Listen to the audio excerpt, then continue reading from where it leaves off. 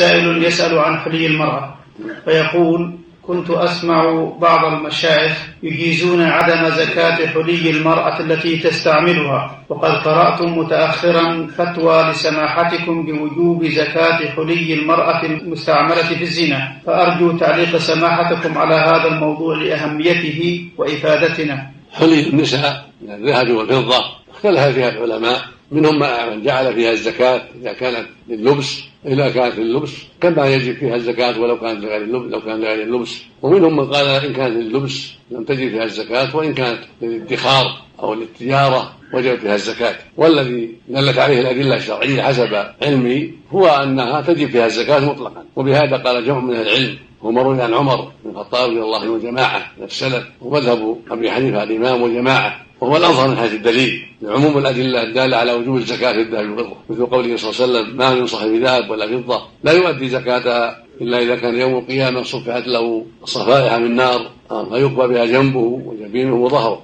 الحديث منها ما رواه أبو داود والنسائي بإسناد جيد عن عبد الله بن عمرو بن العاص رضي الله تعالى عنهما أن امرأة أتت النبي صلى الله عليه وسلم ومعها ابنة لها وفي يدها مسكتان من ذهب، يعني سوارين من ذهب، فقال عليه الصلاة والسلام: تعطيها زكاة هذا؟ قالت: لا. قال: أيسرك إن يسورك الله بهما يوم القيامة سوارين من نار؟ فألقتهما لله ورسوله. وهكذا ما ثبت عن أم سلمة أن كانت تلبس وضحا من ذهب، فقالت: يا رسول الله أكنز هذا؟ فقال: ما بلغ يزكى فزكي فليس بكنز، ولم يقل ليس بالحلي زكاة.